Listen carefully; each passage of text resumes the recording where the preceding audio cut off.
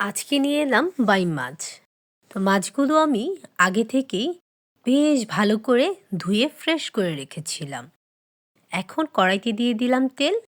এবার পেঁয়াজ কুচিগুলো এবং মরিচগুলোও দিয়ে দিলাম। দিয়ে দিচ্ছি স্বাদমতো লবণ 1 চা চামচ।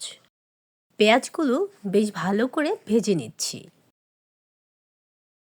এবার দিয়ে দিচ্ছি কেটে রাখা টমেটোগুলো। আর টমেটোগুলো এরই সাথে আমি ভেজে নিচ্ছি।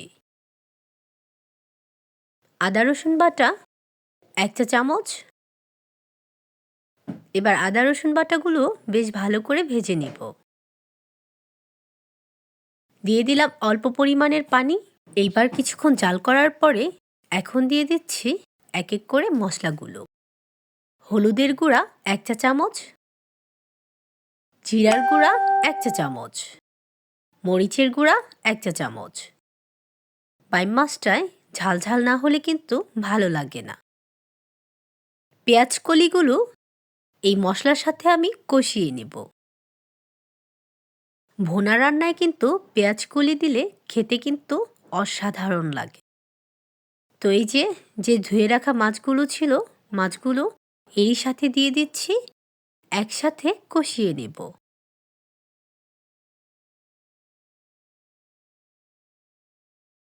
অল্প পরিমাণের পানি দিয়ে দিলাম। আবারও আমি কিছুক্ষণ জাল করে নেব।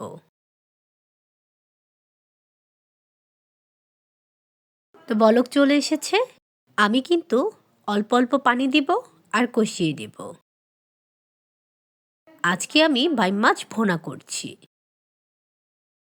তো বাইম মাছ খেতে কার কার ভালো লাগে অবশ্যই কিন্তু কমেন্ট করে জানাবেন। আমি কিন্তু সবার কমেন্টের অপেক্ষায় থাকব। আমার কাছে খেতে বেশ ভালো লাগে। ওই যে বলেছিলাম অল্প অল্প করে পানি দিব আর মাছগুলো কষিয়ে নেব। তো আবারও আমি ঢেকে দিলাম। কিছুক্ষণের জন্য জাল করে নিচ্ছি। এই পানিগুলো একদম শুকিয়ে নেব। এইবার দিয়ে দিচ্ছি কেটে রাখা ধনিয়া পাতাগুলো।